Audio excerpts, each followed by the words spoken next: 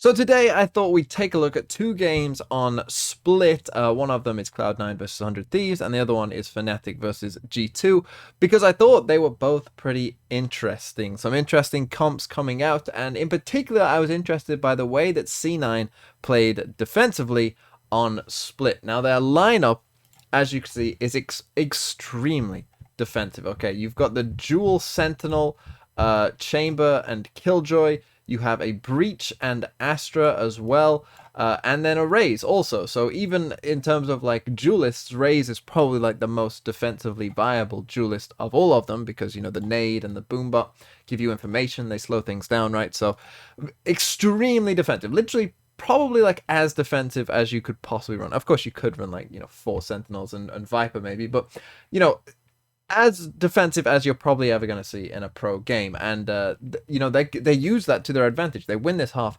9-3, and we're going to get into that. 100 Thieves go for what I would call more of a normal comp. It is Viper Astra with a Cypher as well. I mean, it's pretty defensive as well, I guess, with a Raze and a Sky. This is more normal. This is something that you normally see. The dual Sentinel, though, was pretty interesting. And if we take a look at the map, it is just disgusting how many different blue things are on this map.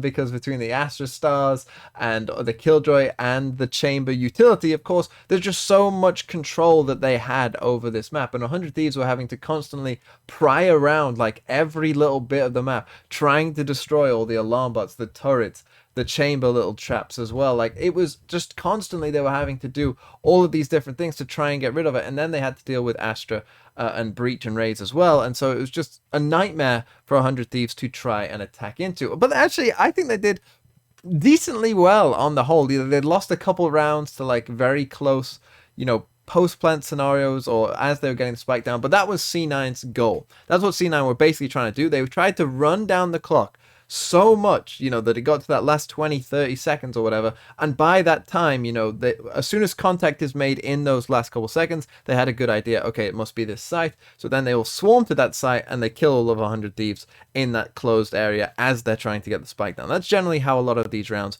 went. A good example of this is round 4. So let's just take a look at round number 4, and again, it's going to take a long time to develop. We can see that 100 Thieves, if we come to the map here, you know, I've got some control over B main, but there's 2 players here and there's a turret here, and they're just going to wait for this turret to be destroyed. And the thing is, you know, they send out that flash to 100 Thieves, but the thing is they don't destroy this turret, and because they don't destroy this turret, Asuna looks for the turret. He kind of is looking for it and he shoots, but I don't think he really knew that it was there. I don't think he peeked far enough in, and so they didn't destroy the turret. And so they felt safe again on B main, you know, and 100 Thieves, as you could see on the map here, they are backing away. But C9 know, well, you know, they've got this Viper wall and this Viper mullet, but they know they haven't crossed this, you know, because the turret never went off. So they know that they've gone back, and they now know that they can go back and rotate as well, back towards A. They know probably they're going to come back towards mid. Like, this is what was happening constantly, right? That if you don't destroy that utility, you're in a lot of trouble. So let's keep playing this round forward though, and this essentially was what kept happening. And C9, as you can see again, if we go back to the map, even though they have a pretty good idea of where these players are, they're all holding very passive positions. You know, they're not in any aggressive peaks or anything like that, aside from like the Chamber here, who's on his own, who obviously has the ability to teleport away as well. They're holding very passively, and this is generally what they did for the entire map, is play extremely passively with these agents and just let their utility do the work. So keep playing it forward. 100 Thieves start their way up towards mid this time, and they put a star down to block off Zephyr here, but he was sitting here, and he was often sitting here with his nade just out like this a lot of the time. We're also going to get an Astral Wall from C9, kind of blocking them off from getting onto the actual site. But he was just sitting there with his nade the whole time, and that caused them problems as well. Now here's the thing. They finally were able, this is like the first time in the game, round 4, and it's going to happen for the next like 10 rounds as well. This is kind of the only time for quite a while that they were able to try and like get past this. You can see there's only 24 seconds left, and Mitch finally dies. And this was like the one time, literally the one and only time, that they were able to avoid that nade. They were able to like push through it and get the first kill. And you know that happened kind of by chance, you know, that they catch Mitch down here. I guess he probably didn't expect, you know, that he would die down here, because he's expecting that they'll go back from the nade, and they just didn't, and the nade maybe slightly missed or whatever, and so they ended up in trouble. And in this round though, let's run it through, because Asuna here, I don't know why he doesn't ult. I don't know if he thinks that he's ulted. It kind of seems like he has, maybe, in a way, but they get caught, as you can see, and we end up in this weird situation where it's a 2v2 all of a sudden. This nade as well is unlucky that like the paint shells fell down, but Vanity gets that kill. Then a nice little suck from Vanity, and he ends up getting that kill as well. And this is basically what it was happening, right? That everyone would die in the last like 20-25 seconds of the round, and C9 would just stall, have a good idea of where it was going to be near towards the round end, and then just, you know, be able to swarm in a tight area and get those kills. Okay, moving on a bit further on to round 9 now. As you can see, it's 7-1 to Cloud9. We are into 52 seconds left in the round. If we go to the map, again, look at how passive the C9 players are. Look at that. Look at how passive they are. And again, it's just about waiting for that utility to do the work. They just didn't want to peek. They didn't want to do anything. To be fair, you know, they were playing for the ults in this round with the Killjoy, with the Breach, as we're going to see later on. And they still somehow managed to win this round. I think this is a very odd round, and it's worth seeing just for how odd it is. But again, Zeppa's in this position, as you can see, literally just holding his nade out. You know, no thought of like playing a gunfight. No, I'm here to nade. That's all I'm here to do. He kind of feels the footstep there, throws the nade. They have to run back. This is essentially what it was. It was just constantly 100 Thieves, push a bit. Oh, utility stops you. You have to go back, push a bit, utility back. That's all it was, and it's all just about delay. Now, for some reason, after this, something crazy happens. So they do this Astra ult across here, as you can see, the red wall there, for 100 Thieves. For whatever reason, C9, I guess because it cuts off this, but like, this would be a very weird wall to do on B site. For whatever reason, they just believe that this is a B hit. They breach ult, they killjoy ult. Very, very strange. And I think that this actually baits 100 Thieves. Weirdly, this actually worked, I think, because at this point, after they did that, 100 Thieves must have been like, what are they doing? Like, they clearly have no idea where we are. So I think that what happened here is that 100 Thieves thought, well, this must be a free site then. They must have all rotated and thought that we're there, you know. So this is a free site. And they sent out the Seekers, and the Seekers kind of bait them as well, because the Seekers both went this, like, the Seekers came from here, and for whatever reason, they both came this way. And so they just don't expect that Leaf is going to be here, because otherwise, you know, the Seeker would have gone through heaven. So the Seekers, between the Breach Killjoy ult being on the wrong site and the Seekers, they kind of really got baited hard here, and that's going to allow Leaf to do this, because they just have no idea that anyone's there. Vanity gets the first kill, they trade that out, but Leaf is just patient. He gets a free kill on Hiko. I mean, they now know he's there, but, you know, he can just live and then teleport away. And they end up in this situation where all of a sudden it's a 4v2, and, you know, things don't look so hot, and they end up losing this round. And so it was just kind of a very odd round, but kind of displayed some of the things, like, about the C9, how passive they were playing. It kind of displayed some of those things, and you know, where things were going wrong for 100 Thieves, that, you know, even when they began to push and pull, they always had to retreat. It was always retreating. And even when C9 got it extremely wrong with those ults and had no idea where they actually were, they still kind of got baited by it into the false information. So now let's watch a round that 100 Thieves are actually managed to win, and let's see what the difference is between, you know, those other rounds and this one. Well, the thing is, we've still got, you know, very passive setups from the Breach, from the Raze. You got the Astra and the Chamber playing pretty passive as well. There's kind of only one spot that they don't have any control over, but, you know, they feel that that's fine. So they only have one tiny bit of the map they don't have control over, and again, everyone's playing passive, but one thing is going to be a bit different in this round, and it's about to happen, I think, anytime now, and that is this up here. Baby J gets the kill on Mitch, playing Killjoy, and that changes everything for the Breeze and the Raze, because no longer can the Raze rely on this alarm bot and just sit back in that little gap there. You know, the Raze can't just sit back here anymore and play with a paint shell out and not even, you know, look to play a gunfight. And the Breach can't just sit in this corner anymore, know that heaven is secure and be fine about it. All of a sudden, they have to defend this. because there's nothing there now. There's no turret to stop anyone from there. And now they have to also defend this because now there's no alarm bot there. So this changes absolutely everything for these two players. And 100 Thieves are going to be able to take advantage of that because even though they don't go towards B, these players can't leave.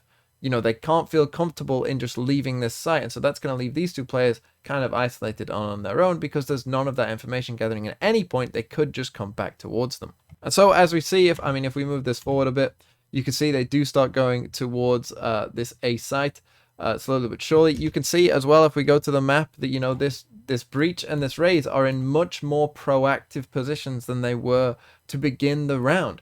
And even though, you look at where 100 Thieves are as a team, okay, the Cypher's here, but where 100 Thieves really are going, these two haven't moved. Whereas, if that Killjoy is alive, I can bet you 100% that the Rays would probably be here and the breach, they'd be like much closer to the action, that they'd be swarming them at this point, knowing that the hit is likely to come pretty soon and that they were over on the other side of the map straight away. Because that's what was happening beforehand. Either the Chamber or the Killjoy, whoever it was that was on the other side, would stay, but everyone else was right by 100 Thieves and right on their tails at all times.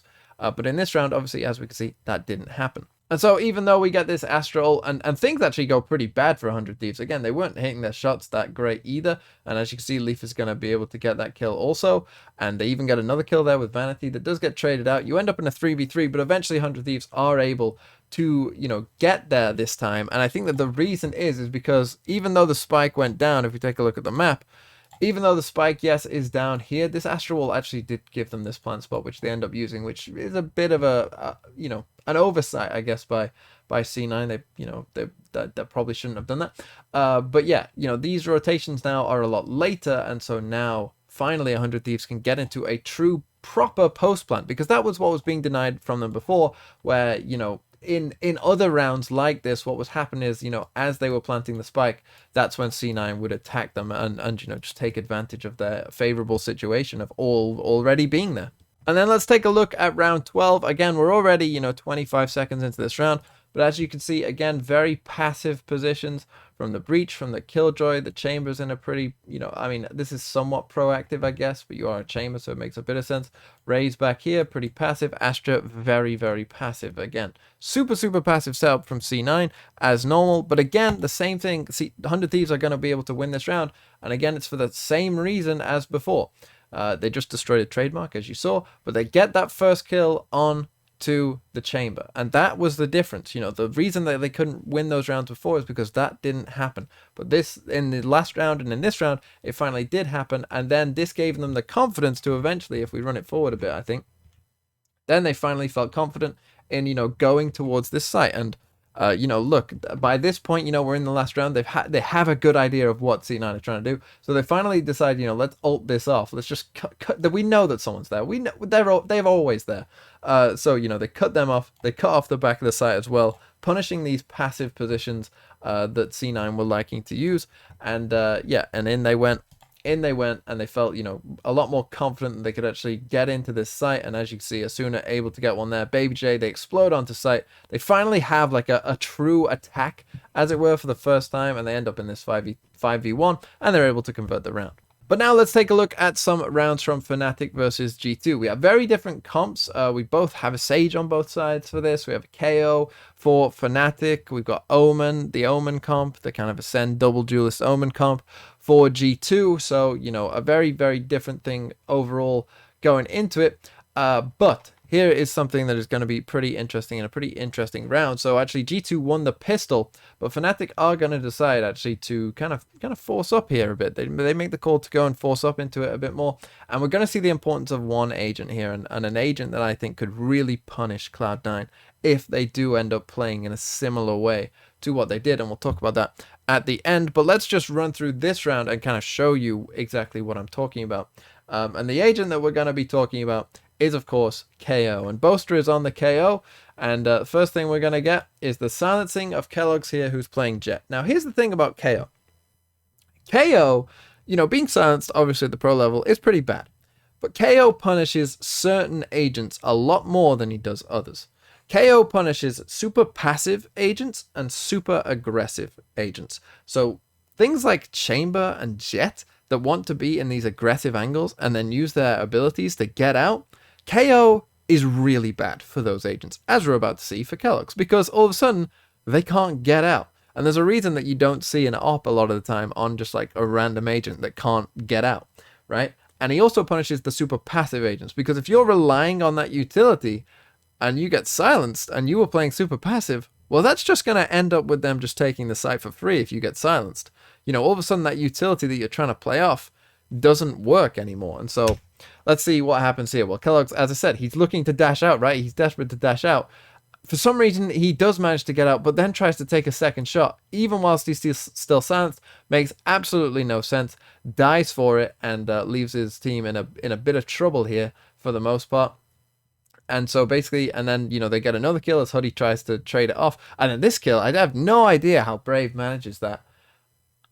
I didn't know that that was even possible. I guess from like really far back within like B main, you can beat this one way. I had no idea that that was even the case, but apparently it is true. I guess Huddy was pushed up further than you normally might see a Cypher, but anyway, he manages to get that kill as well, and they end up in a 5v2, and obviously they end up converting this round, and again, KO, punish them. We saw it with the knife at the first, and then the flash as well, and you know, keloqz had no idea where he was going and ended up dying and ended up kind of costing them the round.